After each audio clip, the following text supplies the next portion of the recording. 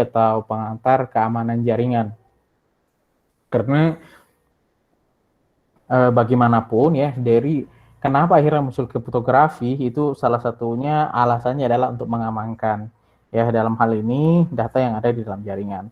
Nah, sebelum itu kita akan coba overview. Sebenarnya overview-nya ini materinya sudah pernah kalian dapatkan harusnya di mata kuliah yang lain seperti jaringan pengantar teknik telekomunikasi ya. Di depan ini apa ini? OSI layer ya.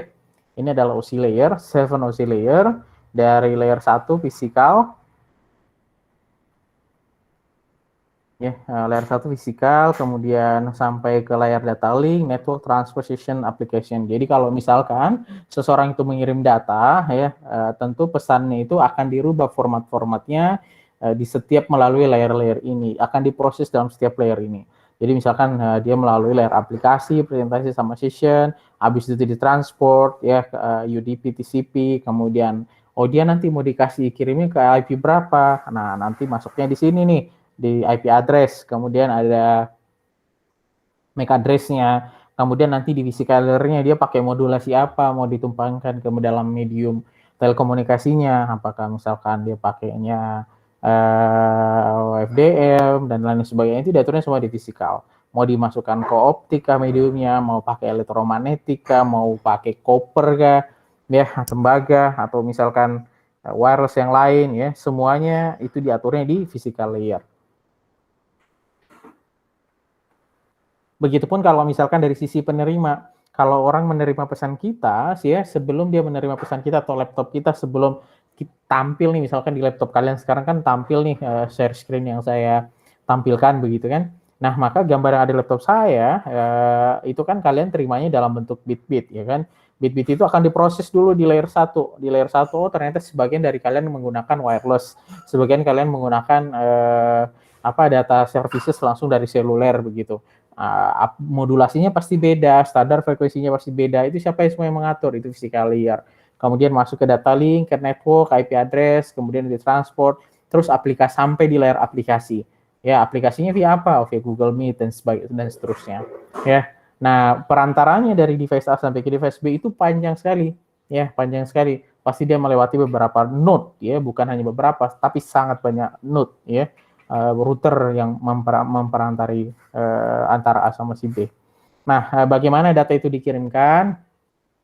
Jadi saya biasa mengilustrasikan kalau kita mengirim paket itu seperti misalnya kita bungkus dia dalam satu paket kecil, kemudian kita kasih dia label.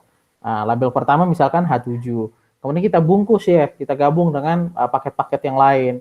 Nah, ketika dia diproses di layer 2, nanti setelah paket-paket yang kecil itu digabung beberapa paket menjadi paket di layer yang ke-6 ini atau proses yang kedua dari sisi pengirim, kita kasih lagi dia label bahwa ini tuh header yang menunjukkan bahwa ini penggabungan yang saya lakukan itu penggabungan di layer yang ke-6. Begitu seterusnya sampai layer 5, 4, 3, 2, 1 sampai di bawah begitu. Sehingga ketika data itu diterima, dia orang jadi tahu, penerima itu jadi tahu, data yang saya terima ini tahapannya sekarang sudah ada di layer 2. Oke, kalau di layer 2, MAC address-nya berapa? Saya akan buka MAC address-nya. Habis itu saya teruskan ke layer atas saya, layer 3. Oke, paket-paketnya ini banyak, mau dikirim kemana? Saya harus cek header-nya yang di depan. Header yang di depan apa? IP address. Saya akan cek IP address-nya. Oke, saya akan teruskan ke masing-masing IP address. Begitu seterusnya sampai setiap labelnya itu dibuka. Ya, begitulah kurang lebih proses pengiriman data menggunakan 7 layer. Nah, ini kurang lebih resumenya. Kalau kita bicaranya dari bawah ya, physical transmit bits over a medium. Ya, prinsipnya dia mentransmisikan bit ya, tergantung mediumnya apa. Di sana ada modulasi, di sana ada multiplexing, dan semuanya ada di sana. Kemudian data link ya, organize bit into frame. Jadi beberapa bit itu adanya di dalam satu frame. Nah, definisi frame itu didefinisikannya di data link. Ya, kemudian kalau dari sisi network, dia kan harus ada destination-nya, ada source-nya, ada destination-nya, ada pengalamatannya. Nah, kapan dia dipasang pengalamatannya dan bagaimana membaca pengalamatannya itu nanti ada di layer network. Ya, kalau transport, reliable process message delivery and error recovery. Kalau session, ya namanya session establish atau manage, kita punya sesi ya, kapan berakhir, kapan selesai, kapan dimulai, begitu seterusnya. Nah, presentation ya, mulai dari translate, fungsi enkripsi di layer presentasi juga ada ya, bahkan sampai kompres data.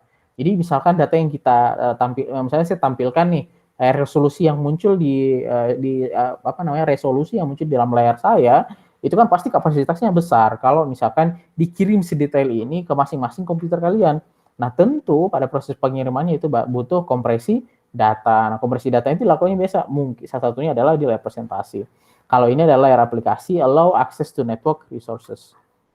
Nah, kalau di TCP/IP dan nosi model, bedanya di mana? Ini dia digabung jadi satu. Application, presentation, sama session itu ada di dalam satu layer yang sama atau di layer aplikasi.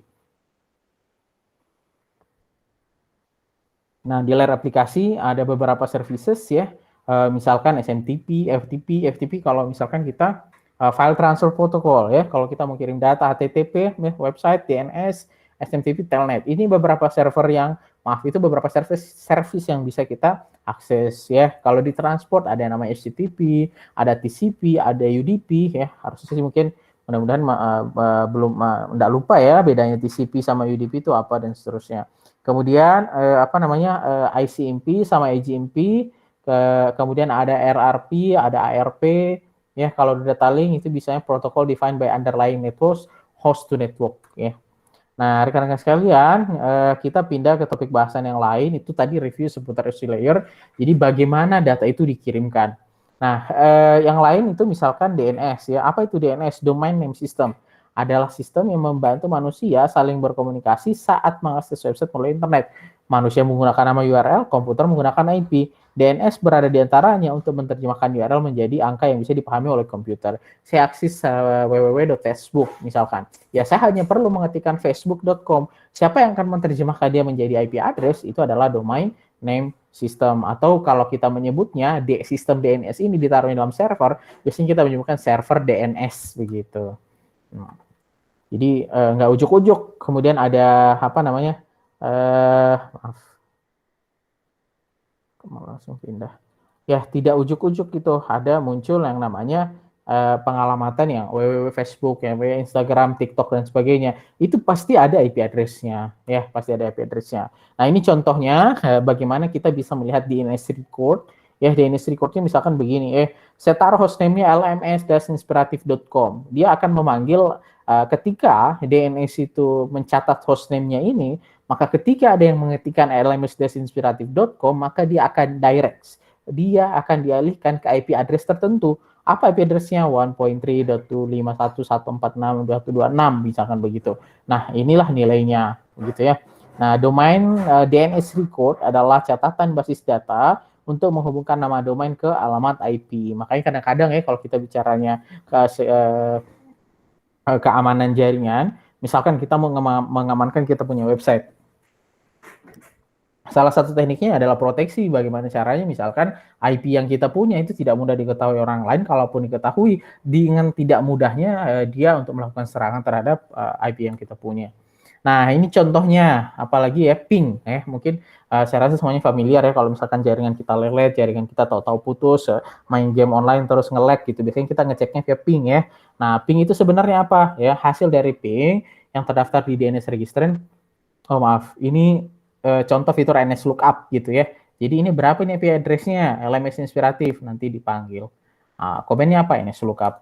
Nah, apa yang sebenarnya kita lakukan dengan ICMP, ping, sebenarnya kita melakukan ya pemanggilan ICMP. Ini singkatan dari Internet Control Message Protocol. Dia bagian dari IP, digunakan untuk peralatan yang terhubung melalui jaringan internet untuk keperluan analisa jaringan. Jadi sebenarnya lebih terkenalnya dengan istilah ping. Jadi kalau kita manggil ICMP itu memang istilah ping ya, aktivitasnya namanya ping, kita panggil ICMP seperti itu. Nah, ini contoh yang lainnya. Kalau misalkan kita ping kemudian nggak ada respon, biasanya kan muncul begini, destination host and reachable dan seterusnya. Ini baru munculin. Oke. Nah, itu yang bagian kedua. Nah, bagian ketiga kita akan coba masuk ke bagian network security. Apa itu network security? Kita akan awali mungkin pertanyaan pertama dengan apa itu security, kenapa kita perlu security, ya siapa yang rentan atau siapa yang vulnerable. Ya, mungkin kadang-kadang kan di sini ada yang tidak pernah mendengar kata vulnerable.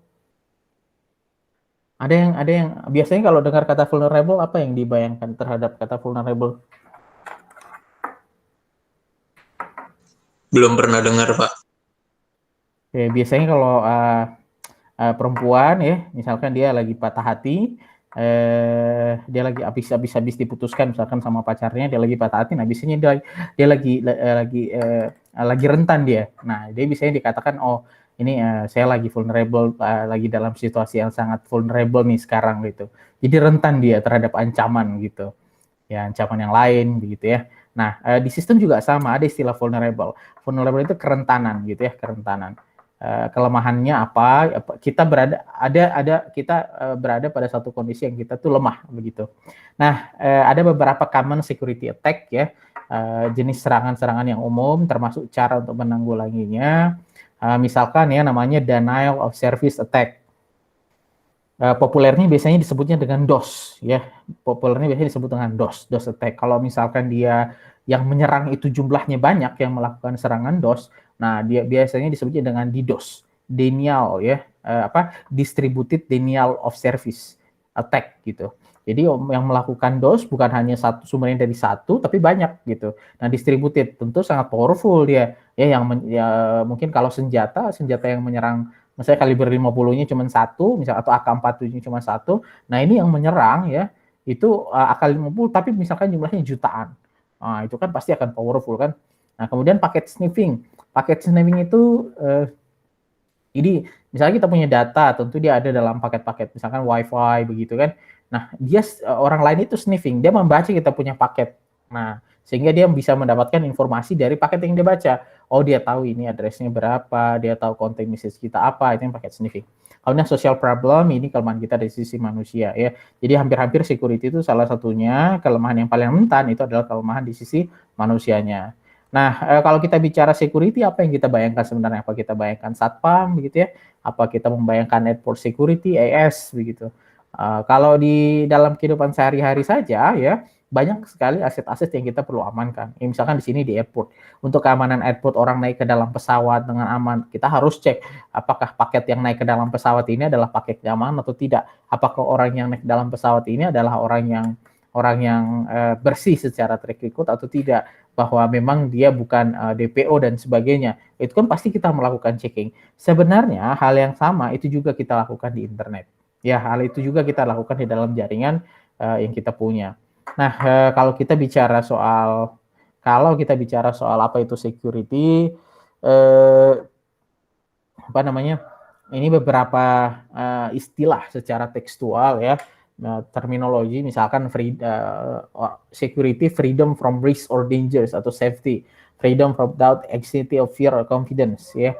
Jadi kita akan mengatakan bahwa kita aman ketika misalkan kita terbebas dari bahaya, kalau di bahasa Indonesia terbebas dari bahaya atau gangguan, sehingga kita merasa lebih confidence ya. Nah, orang kalau misalkan dia lagi vulnerable atau tidak secure ya, mungkin secure kali ya. Nah, dia lagi nggak secure tuh, misalkan seperti itu. Nah, kita was-was begitu. Nah, berarti itu kita lagi tidak aman, ya kan, seperti itu. Nah, konsep yang sama itu juga ada di dalam jaringan. Nah, ini salah satu contoh, misalkan serangan yang disebut dengan DOS. Apa itu DOS ya? Jadi ilustrasi sederhananya begini. Laptop kita, misalkan ya, itu kan dia punya memori terbatas, dia punya resources terbatas.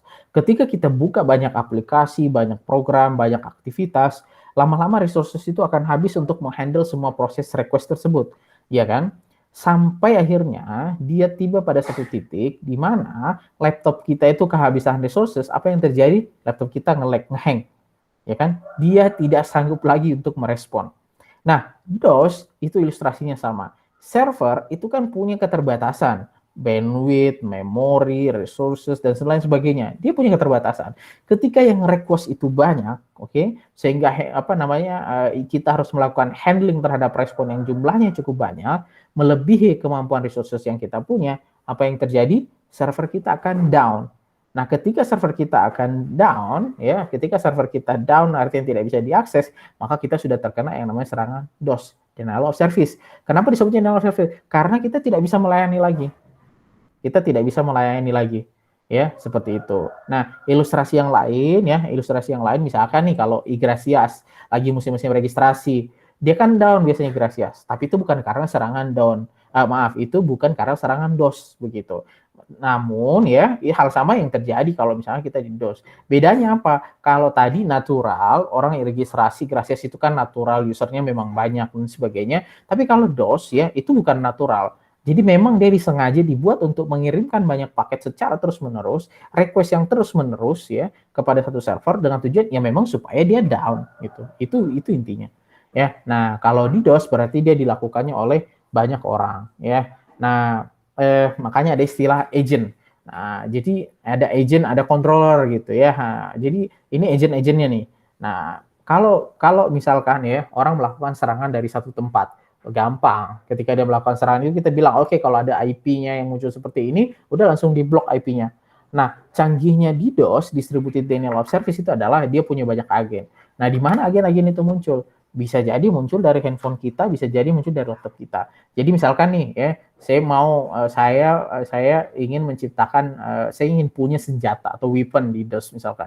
Oke lah, saya bikin APK-APK palsu yang kira-kira banyak mau dipakai sama orang, saya bikin installer-installer yang palsu, atau sudah yang saya modifikasi, tapi saya sudah susupi dengan agent saya. Ya, jadi orang akhirnya download, begitu aplikasi saya, orang download file saya, sehingga tersimpan semua di laptopnya mereka, di handphonenya mereka, begitu. Padahal itu ada malware-nya. Nah, satu masa ketika saya perlukan, saya ibarat coba mematikan jari begitu, maka saya tentukan, saya kontrol semua, saya punya agen yang sudah diinstal oleh banyak orang. Oke, sekarang lakukan serangan DOS, ya alamatnya ini www.instagram.com begitu. Nah, akhirnya semua yang tadi agen-agen itu akan melakukan serangan DOS kepada satu target yang sama, gitu. Ya, itu namanya disebutnya dengan DDoS. Ada itu contoh. Nah, kalau kita dalam security ada satu istilah yang dikenal dengan triad, ya, security triad. Nah, apa itu security triad? Jadi semacam segitiga piramida seperti ini, ya. Nah, inilah yang jadi objektif dari untuk keamanan kita. Objektifnya kan adalah menjaga keamanan data dan services yang di tengah, termasuk infrastruktur yang kita punya. Itu tujuannya kita.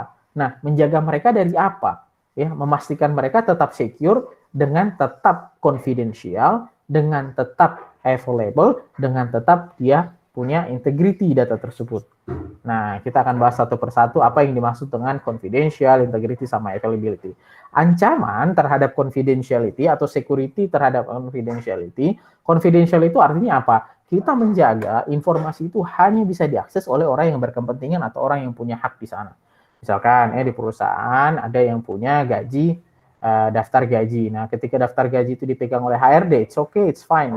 Harusnya itu tidak boleh diakses oleh banyak orang. Nah, itu namanya confidential. Password Igracias kita harusnya tidak boleh diakses bahkan oleh operator Igracias atau siswonya tell you. Begitu. Kenapa? Karena password kita confidential. Begitu. Nah, tugas kita, kenapa kita menerapkan security, syarat security dia harus confidential, supaya yang bisa mengakses hanya yang punya hak, yang bisa melihat hanya yang punya hak, begitu, sehingga semua informasi tersebut terjaga confidentiality-nya. Oke, gitu. Jadi jangan sampai orang lain bisa dapat akses begitu. Misalkan kalau security yang sifatnya gedung misalkan, bicaranya confidential itu berarti ya jangan sampai ada orang lain yang bisa masuk ke ruangan kita. Oh, contoh orang mau masuk ke servernya siswo, harusnya yang boleh masuk ya hanya orang siswo dong. Meskipun saya sebagai seorang dosen, kalian sebagai seorang mahasiswa, sama-sama kita punya identitas detail, itu tidak menjadi alasan bahwa kita dengan mudah bisa masuk ke ruang siswo. Nah, kenapa? Ada confidentiality yang harus dijaga di sana. Oke. Kemudian yang kedua itu integrity. Apa itu integrity? Kita ini kan menjaga data supaya jangan sampai di jalan itu terjadi modifikasi atau distraction. Fatalnya itu adalah distraction. Apa itu? Jadi misalkan ya, saya kirim message ke kalian, hari ini kita ada kuliah jam 11.30 misalkan. Ternyata di tengah jalan, ya data yang saya kirim tersebut, sampainya ke kalian, itu tidak bilang kita ada kuliah jam 10.30 atau 11.30. Dia mengatakan bahwa kuliah hari ini kita batalkan. Artinya apa? Informasi yang saya kirim itu mengalami perubahan atau mengalami modifikasi. Apabila itu terjadi, berarti ya dalam hal security, perspektif security, kita bermasalah dari sisi integrity. Network kita bermasalah dari sisi integrity. Kenapa? Harusnya data itu tidak berubah. Apa yang saya kirim di sini harusnya itu juga hal yang sama kalian terima pada saat kalian menerima pesan tersebut. Artinya apa? Semuanya tetap autentik, begitu. Ya, itu yang ketiga, itu yang kedua. Yang ketiga adalah availability, ensuring timely and reliable access to and use of information. Paling sederhananya tadi begini, Igracias misalkan, atau TikTok, atau YouTube, atau apa namanya, Instagram dan sebagainya. Ya, kita kan maunya akses dia 24 kali 7, selalu bisa diakses. Kalau misalkan ternyata servernya down, berarti ada masalah dengan availability-nya. Ya kan? Nah, tadi misalkan dia diserang dengan DOS, akhirnya servernya down, misalkan, gara-gara di DOS. Artinya user yang biasa yang mau membutuhkan layanan dari website tersebut atau server tersebut itu kan tidak bisa lagi mengakses. Artinya ada masalah dengan availability. Nah, biasanya tiga hal inilah yang harus kita jaga, memastikan bahwa data informasi termasuk infrastruktur yang kita punya dia tetap confidential. Kita menjaga data kita jangan sampai ada yang dimodifikasi, berarti itu kita bicara integrity. Kita menjaga supaya apps kita, layanan kita, service kita itu tetap available bagi setiap user, kapanpun, dimanapun mereka mengakses, itu bicara availability.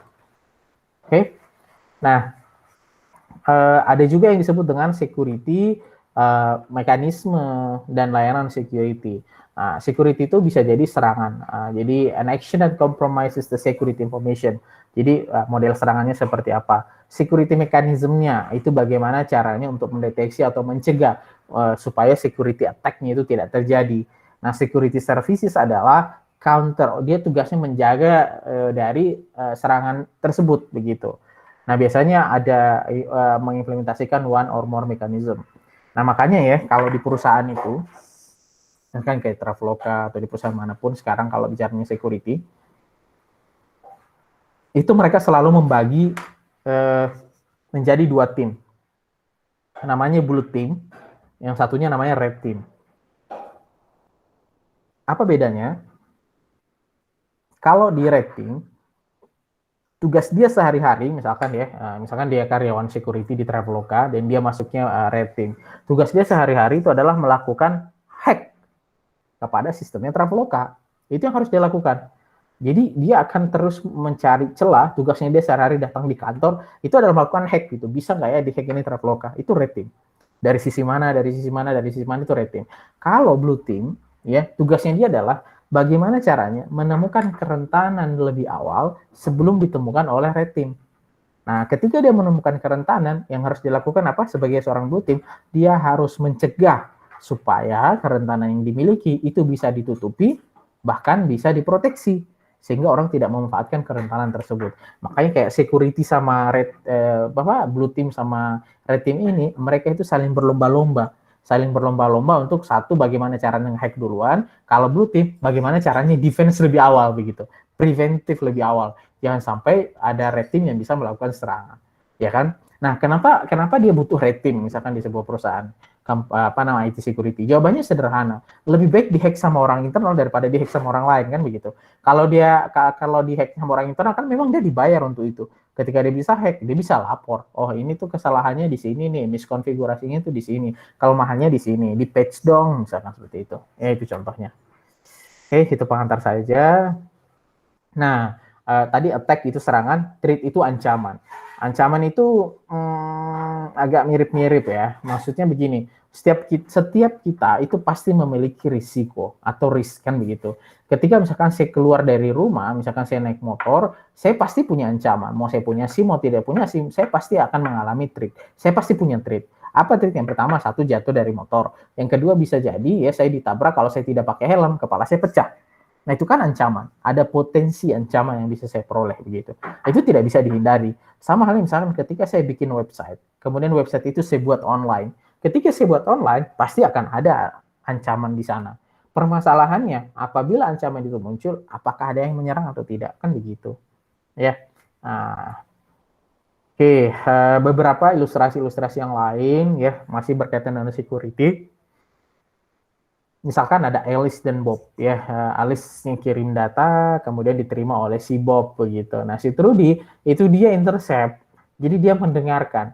ya they do nothing ya, dia tidak melakukan apa-apa gitu, tapi dia intercept gitu.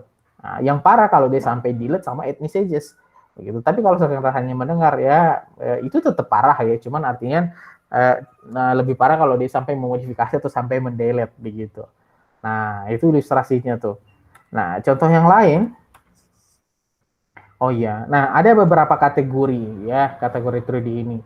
Nah, misalkan yang pertama, ini kan kalau information source sama destination source, ini kan disebutnya dengan normal flow ya. Kita kirim informasi dari sini, diterima di sini ya. Nah, ada kondisi di mana data kita itu diinterrupt. Ada kondisi di mana data kita diinterrupt. Bagaimana kita diinterruptnya? Kita request, kita kirim informasi, tapi information destination itu tidak bisa diakses lagi. Kenapa? Oh, servernya kena DOS kok. Misalkan seperti itu kan. Kena hack servernya, nggak bisa diakses lagi. Nah, berarti terjadi interrupt di sana. Kenapa? Kita tidak bisa lagi mengakses ke information destination. Ya, ini kasus yang pertama. Kasus yang kedua, ya disebutnya dengan interception. Interception itu apa? Penyadapan. Ya, sederhananya seperti itu, terjemah sederhananya begitu. Jadi kalau misalkan information source itu saya kirim harusnya hanya ke information destination, hanya ke tujuan, tahu-tahu ada pihak ketiga yang juga mendapatkan informasi tersebut di tengah jalan. Ini yang disebut dengan intercept. Ya, mungkin sama kayak KPK lah, ya KPK itu kan mendengarkan percakapannya orang gitu. Nah, itu contohnya. Nah itu contoh yang kedua gitu. Contoh yang ketiga adalah modifikasi. Ya tadi ya misalnya saya sehari ini kita kuliah ternyata pesan itu udah dimodifikasi. Jadi sebelum sampai ke kalian ya ternyata dimodifikasi dan pesan yang sampai ke kalian jawabannya ada apa, pesan yang dari saya itu berubah bunyi menjadi kuliah hari ini tuh dibatalkan misalkan. Nah, itu modification. Ada juga yang namanya fabrication. Apa itu fabrication? Jadi sebenarnya tidak ada informasi yang datang dari sumber yang legitimate gitu, atau dia punya legitimasi untuk mengirim informasi itu. Tapi total ada yang menyerupai si information source. Nah, contohnya apa? Misalkan kirim email. Ya, misalkan ya, harusnya yang bisa kirim email resmi dari Bank Mandiri, dia punya alamat misalkan bankmandiri.co.id. Misalkan seperti itu kan. Nah, ternyata dengan menggunakan memanfaatkan kelemahan yang ada di server mailnya Bank Mandiri, saya bisa kirim pesan, ya, saya bisa kirim pesan tanpa Bank Mandiri itu mengirimkan. Jadi misalkan saya kirim pesan fardan@bankmandiri.co.id, misalkan seperti itu. Padahal saya bukan pegawai Mandiri. Nah, itu bisa saya lakukan, bisa. Nah, ketika itu saya lakukan padahal tidak ada orang yang asli atau tidak ada sumber yang legitimate yang mengirimkan pesan tersebut, nah itulah yang disebutnya fabrikasi. Ya, itu ancaman. Ya, ini juga sama ya. Nah, eavesdropper ini istilahnya ya. Nah, jadi sebenarnya kalau orang menjadi eavesdropper itu apa sih yang terjadi? Ini ataknya pada confidentiality. Yang punya akses kan harusnya B. Kok ada orang yang lainnya dapat akses tersebut, ya kan? Makanya di sini dikatakan unauthorized access to information. Oke, itu. Terus, oh ya, ini ada yang disebut serangan aktif, serangan pasif. Maaf ya. Masquerade tadi ini ya, jadi saya meniru-niru seolah-olah saya si Bob ya, kemudian saya kirim, padahal itu bukan, gitu ya. Kemudian kalau replay attack ini seperti ini, jadi dikirim dulu ke dia, dari si attacker ini baru dikirim ulang. Nah, ini yang bahaya. Integrity, ini integrity ya, jadi kan ketika data itu belum sampai di B, diambil oleh si perpetrator yang ada di sini, yang terjadi kan bisa jadi dimodifikasi. Nah, informasi kalau dimodifikasi itu yang kena adalah bagian integrity ya. Berarti integrity-nya bermasalah ya. Apa yang bisa dilakukan? Di delay and optionally modify. Jadi data kita di delay, diambil dulu sama dia, habis itu dimodifikasi baru dikirim pesannya. Ya. Itu contohnya. Nah, authenticity attack begitu ya, generate and distribute object under this identity. Ya tadi saya contoh yang begitu ya. Jadi misalkan si A, dia tidak pernah kirim tuh email ke B, tapi saya berpura-pura seolah-olah saya itu dari A, masquerade ya. Masquerade ya. Jadi apa namanya? Menirukan begitu, menduplikasi, mereplika, padahal bukan. Itu contoh serangan. Ini tadi yang saya bilang ya, attack on availability. Jadi misalkan kasarnya begini nih, destroy hardware cutting fiber, ya itu bisa aja lah. Jadi misalkan IndiHome saya ada orang iseng di sebelah tetangga atau siapa oknum begitu, dia potong kabel IndiHome saya begitu kan, akhirnya saya nggak bisa yang online. Nah itu kan attack terhadap availability gitu. Nah contoh yang lainnya ini denial of service. Ya udahlah, kita buat crash saja servernya. Kalau servernya sudah crash, orang nggak bisa lagi akses gitu. Kemudian ini ya layanan keamanan, authenticity. Kalau bicara autentikasi, the assurance that communicating entity in the one it claims to be, ya, memastikan bahwa ya dia sesuai dengan yang dia, kalau memang itu punya dia, itu bisa dia autentik bahwa itu yang punya dia. Access control, ya, prevention of unauthorized use of resources. Jadi kita harus punya nih batasan siapa yang bisa mengakses resource tersebut, pada kondisi apa akses itu bisa diberikan, what does access and resources are, kalaupun dia dapat akses dia bisanya apa. Contohnya bagaimana? Misalkan ya kita punya akun Igrasias, pasti kapasitas akun saya sebagai dosen berbeda dengan kapasitas kalian sebagai student. Apa yang bisa saya lihat pasti berbeda dengan apa yang bisa kalian lihat begitu. Apa yang admin bisa lihat pasti berbeda dengan dosen bisa lihat. Ya, itu namanya access control. Kemudian data confidentiality, ya, the protection of data from unauthorized disclosure, ini kita bahas, integrity juga. Kemudian non-repudiation, protection against denial by one of the involved in communication to having participated in all part of the communication, ya, jangan sampai ada yang ikut di tengah jalan. Nah, bagaimana model keamanan di jaringan? Modelnya itu bisa banyak, ya. Pertama, ketika data itu dikirim, kita pakai secure message. Data yang kita kirim terenkripsi. Kemudian saluran yang kita pakai, salurannya juga terenkripsi. Nah, itu bagus. Misalnya seperti itu kan. Kemudian diterima oleh si recipient kita. Nah, kadang-kadang yang suka jadi masalah itu ada di third party. Di third party, ya. Akun saya itu pernah dihack, ya. Akun saya itu pernah dihack, Gmail dulu waktu masih SMA pernah dihack, udah nggak dipakai lagi Gmailnya itu. Ternyata saya cek di mana dia kena hack, itu ternyata dari third party salah satu. Jadi misalkan ada website A itu dia menggunakan layanan ketiga, pihak ketiga untuk fitur misalkan broadcast SMS-nya atau OTP-nya, itu dia menggunakan layanan yang ketiga, pihak ketiga. Nah, pihak ketiga ini justru yang kena hack begitu, ya. Nah, jadi data saya bocornya dari pihak yang ketiga ini. Nah, makanya kita juga harus hati-hati terhadap third party itu. Karena third party inilah bisa jadi dia lebih rentan daripada yang utama. Misalkan di Indonesia, Instagram, Facebook, dan sebagainya. Kadang-kadang kalau misalkan kita minta request password OTP, yang jadi pengirim itu kan bukan Instagram atau apa, tapi kadang-kadang nama perusahaan Indonesia, Nuansa 2 atau apalah kayak begitu-begitu. Artinya apa? Si Instagram itu menyewa perusahaan lokal untuk menyediakan layanan kirim SMS. Nah, itu third party-nya mereka. Nah, kadang-kadang kerentanan itu adanya justru di third party. Ini berbahaya. Oke, nah ini beberapa top attack di 2017 ya. Attack via browser. Kemudian brute force, ya. Brute force itu maaf ya. Brute force itu apa namanya? Misalkan ya semacam guessing ya. Guessing pas suatu website loginnya ini passwordnya kita nggak tahu, ya udah brute force aja lah. Jadi kita coba semua karakter kombinasi yang memungkinkan sampai ketemu yang bisa masuk gitu. Nah, itu brute force. Kemudian denial of service, DOS, ya, worm, malware, dan sebagainya. Contohnya, nah, Telkomsel ya, dulu pernah dihack gitu. Dihacknya tapi hanya ininya saja, hanya tampilan websitenya saja, bukan ke sistemnya. Makanya kadang-kadang kalau di beberapa perusahaan itu, infrastruktur yang menampilkan websitenya mereka atau di mana mereka memasang websitenya mereka, itu biasanya dipisahkan. Itu biasanya dipisahkan dengan infrastruktur yang mengelola jaringan mereka gitu. Ya, yang mengelola jaringan mereka. Jadi kalau misalkan nih Telkomsel websitenya itu dihack gitu, ya sudah websitenya aja dihack, dia nggak bisa pivot atau lompat ngehack yang lain-lain. Nah, kadang-kadang yang tidak punya proteksi disatuin semuanya, kelola datanya di server yang sama, websitenya di server yang sama, dan sebagainya. Artinya kalau misalkan satu kena, yang lain juga bisa mudah kena. Ya, apa namanya, Pepper, case Bank Mandiri juga pernah hilangnya uang nasabah Bank Mandiri. Ini pernah juga Heartbleed ya. Heartbleed ini, jadi kalau misalnya kita nanya sesuatu ke server atau kita kirim komen tertentu, si server itu mereplay, tapi mereplaynya itu dengan informasi yang lain gitu. Justru informasi yang lain itu yang kita butuhkan untuk melakukan hacking gitu misalkan. Ya, ini problem. Nah, kalau bicaranya hot securities 2012-2013 ya masih di dunia cyber virus, swarm, malware, spam. Apalagi sekarang ya eranya mobile phone, banyak banget itu malware. Kok di handphone saya misalkan banyak banget iklan, nah itu bisa jadi banyak malware tuh di dikit-dikit iklan, dikit-dikit iklan, dikit-dikit iklan. Nah itu bisa jadi ada aplikasi yang mungkin di-download banyak malware ya.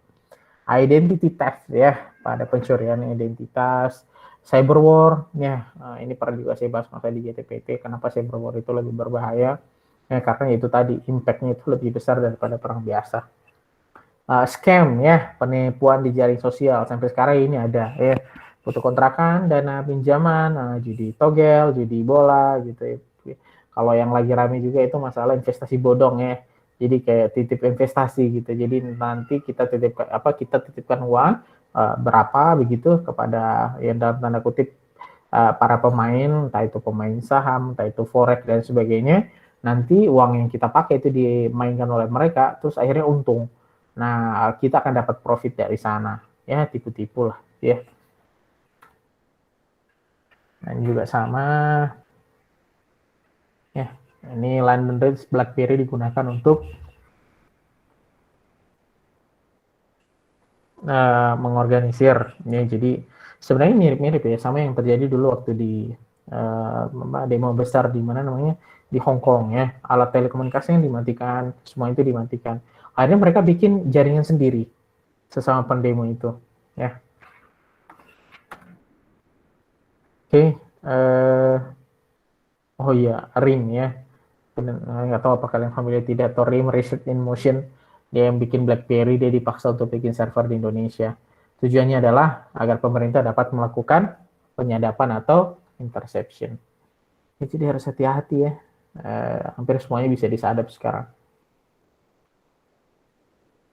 Lack of internal security awareness is the still one of our biggest threat. Ya, jadi artinya yang diserang ini manusianya. Ya, technology can reduce to a point, but it is people who are the weakest link. Jadi selalu begitu. Jadi sesungguhnya dalam suatu sistem, mau secanggih apapun dia, selalu yang paling lemah itu adalah manusianya. Selalu yang paling lemah itu adalah manusianya. Itu. Ya. Sampai sini kira-kira ada pertanyaan dulu yang ingin didiskusikan, mungkin beberapa menit, 5 maksimal 5 menit lah untuk tanya jawab dulu sebelum kita lanjut ke sesi berikutnya. Any questions? Ada pertanyaan? Pak, izin bertanya, Pak. Oh ya, monggo. Izin bertanya, saya lihat Pak. Jadi gini, Pak, waktu itu tuh saya pernah lihat, jadi ada isu, Pak. Jadi kayak ada situs online gitu, Pak, kayak contohnya Lazada gitu, Pak. Tapi itu tuh Sebentar, bukan... putus. Sebentar, Pak. Diulang. Halo. Sebenarnya kayaknya mungkin jaringan saya yang bermasalah, saya coba ganti jaringan dulu. Halo, Pak. Suaranya terdengar. Iya, sebentar ya. Saya ganti jaringan dulu. Yang jaringan saya sudah mulai.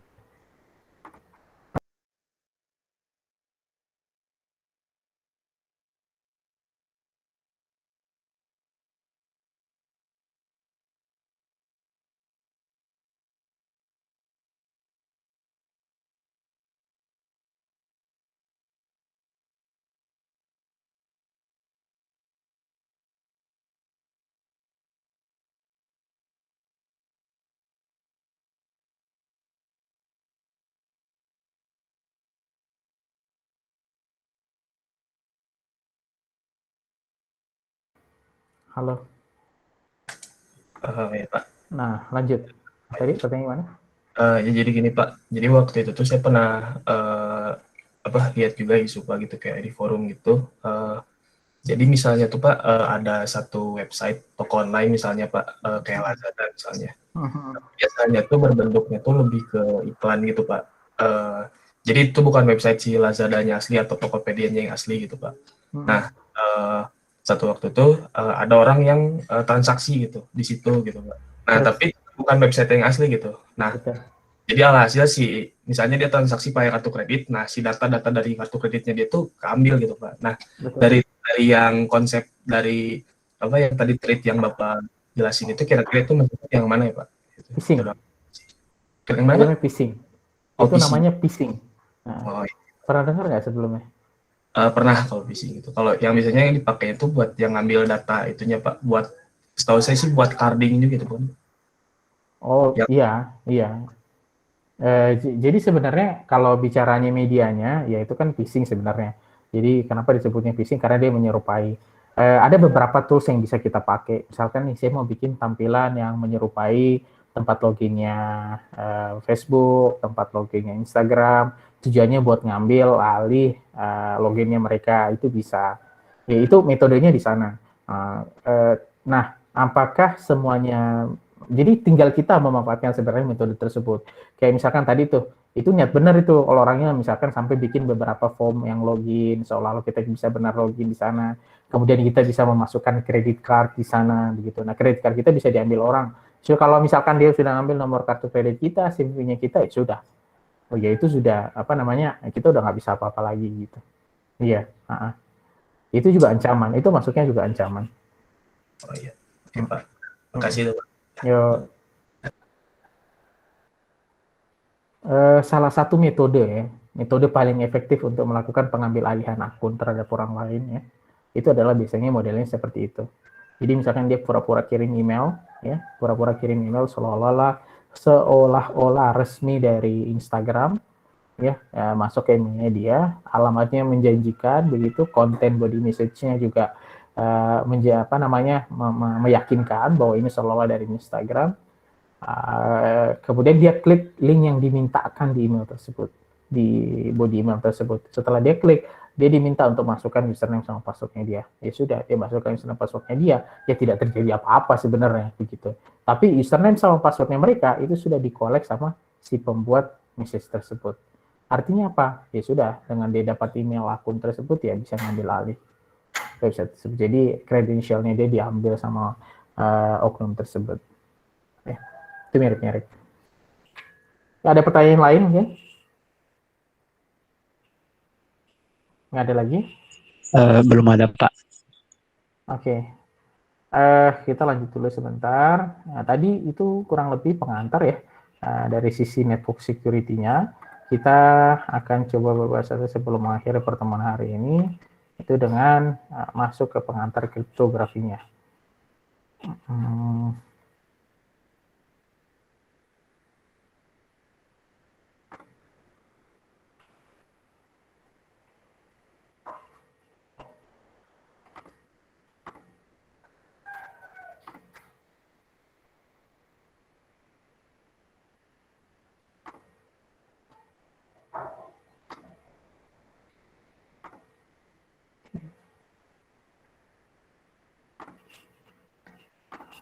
Oke, terkait dengan introduction untuk kriptografi, kenapa kita akhirnya butuh kriptografi seperti ini ya? Ini adalah contoh bagaimana kita mengirim data secara fisik ya. Jadi kita punya berkas, kemudian bisa jadi kita masukkan ke dalam berangkasnya itu dibawa sama orang, kemudian diterima berangkasnya dibuka, baru dia dapat ceknya misalkan. Nah itu kan secara fisik aman gitu. Nah, cuman bagaimana kalau data ya? Nah, kalau data, itulah yang kita sebutkan kriptografi. Jadi data yang dikirim, itu data yang original, cuman sedemikian rupa dimodifikasi, sehingga tidak bisa dibuka oleh orang lain. Ya, kemarin kan rame ya, masalah WhatsApp dan sebagainya itu. Ada istilahnya end-to-end encryption, begitu. End-to-end encryption itu berarti di-encrypt dari penerima, dari mulai dikirimkan data tersebut, sampai diterima oleh penerima, baru data tersebut bisa dibuka. Kemudian nggak bisa.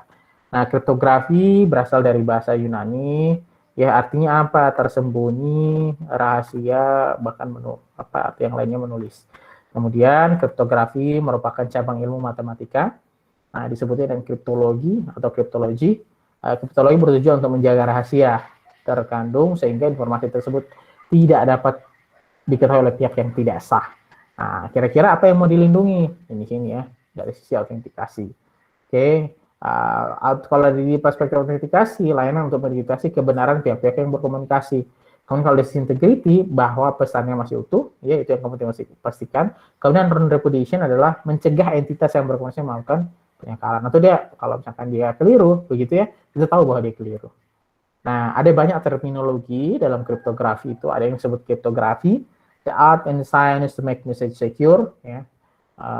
Keilmuan yang dia bisa membuat pesan itu menjadi aman. Cryptographers adalah orangnya. Kriptoanalisis ya, seni dan ilmu untuk memecahkan sandi, ya. Kriptoanalis melakukan kriptoanalisis, itu orangnya yang melakukan kriptoanalisis, begitu. Kriptologi salah satu cabang matematika yang melibatkan kriptografi sama kriptoanalisis. Kriptologis orang yang melakukan kriptologi. Ada yang pernah dengar Alan Turing? Alan Turing, yang pernah dengar? Jadi kalau nggak salah ada filmnya waktu itu. Saya lupa nama filmnya apa ya. Pernah, Pak. Iya. The Imitation Game, Pak. Nah, betul. Ya, betul. Imitation Game ya, Imitation Game. Nah, dia itu masuknya kriptoanalisis ya. Jadi kriptoanalis gitu. Yang dilakukan melakukan kriptoanalisis. Jadi tugasnya dia adalah memecahkan enkripsi yang dilakukan oleh pasukannya Jerman ketika berkomunikasi. Nah, akhirnya kan pecah kan? Ya, jadi selama ini itu dipecahkan itu dengan manual, melibatkan banyak orang. Dibaca kemungkinannya, dilihat dictionary-nya, kalau misalkan kirim ini, nanti kata-katanya ini dan sebagainya. Tapi yang dilakukan oleh si Alan Turing, dia membuat mesin. Ya, dia membuat mesin untuk mencari tahu apa isi pesan tersebut. Nah, gara-gara itu kan makanya Inggris menang tuh Perang Dunia Kedua kan. Karena dia berhasil menyelamatkan Inggris dari berbagai serangan secara natural, seolah-olah bahwa Inggris itu tidak tahu bahwa percakapannya orang Jerman itu sudah diketahui. Jadi di beberapa momen dia menang dalam perang, di beberapa momen dia sengaja untuk kalah. Tujuannya apa? Supaya Jerman itu tidak curiga bahwa percakapan mereka atau strategi mereka itu sudah diketahui oleh Inggris lebih awal, karena kriptografi yang mereka pakai untuk mengamankan pesan mereka itu sudah terpecahkan gitu ya. Nah, itu cerita-cerita gitu dari seorang Alan Turing gitu. Meskipun banyak kontroversi juga ya, banyak kontroversi juga dari sosoknya dia. Kan di akhir hidupnya kan dia sempat dihukum karena kelainan seksual gitu. Dan saya pernah tuh ke tempatnya dia di Gay Village. Jadi ada taman itu, di tengah taman itu ada patungnya Alan Turing. Tamannya itu di Gay Village. Jadi di Manchester itu ada satu taman. Kenapa disebutnya Gay Village ya? Karena di sana semuanya isinya orang gay gitu, sebagian besar orang gay, tempat nongkrongnya orang gay lah, kurang lebih begitu. Nah, untuk menghormati Alan Turing gitu, dibuat patung monumen di sana gitu. Nah, ada beberapa terminologi dalam kriptografi, ada plain text ya. Plain text itu data pesan biasa ya, clear clear text begitu. Halo ya, itu clear text. Kalau sender pengirim, receiver penerima, ciphertext adalah plain text yang sudah dienkripsi, atau plain text yang sudah dikasih password atau sudah dienkripsi, itu disebutnya dengan ciphertext. Oke. Nah, proses untuk menyandikan plain text menjadi ciphertext disebutnya dengan enkripsi. Proses untuk mengembalikan ciphertext menjadi plain text disebutnya deciphering. Oke, ini contohnya, ini plain text ya. Kemudian ini ciphertext-nya. Nah, ini gambarnya ya, kemudian ini jadi cipher image-nya. Oke. Nah, contoh yang lain apa? Misalkan kita menyimpan data di dalam database kita. Nah, ketika kita menyimpan data dalam database kita, ini plain text-nya modelnya begini nih. Nah, ciphertext-nya seperti ini. Jadi kalau orang bisa dapat database ini, dia tidak mendapatkan informasi apa-apa. Kasusnya Tokopedia, dari 19 sampai 50 juta gitu ya, data pelanggan, itu ada sebagian besar itu tidak dienkripsi. Ada yang masih plain text di beberapa bagiannya. Sebagian besarnya itu masih dienkripsi. Itu juga jadi pertanyaan. Ada yang menduga bahwa yang belum dienkripsi itu kemungkinan data lamanya Tokopedia, sebelum mungkin dia menerapkan enkripsi di dalam database-nya. Walau alam gitu. Nah, tapi itulah bahayanya. Jadi mesti kita simpan data, ya kita bilang ini servernya aman begitu ya. ya servernya mungkin aman gitu. Tapi kalau misalkan satu waktu servernya bisa dihack, database-nya itu juga keambil, kalau misalkan dia dienkripsi, database-nya diambil kan kita tetap aman. Tapi kalau tidak dienkripsi, wah gawat kan, data kita bisa diambil semuanya. Oke. Nah, terminologi yang lain, cipher itu namanya kuncinya sebenarnya ya. Aturan atau deciphering.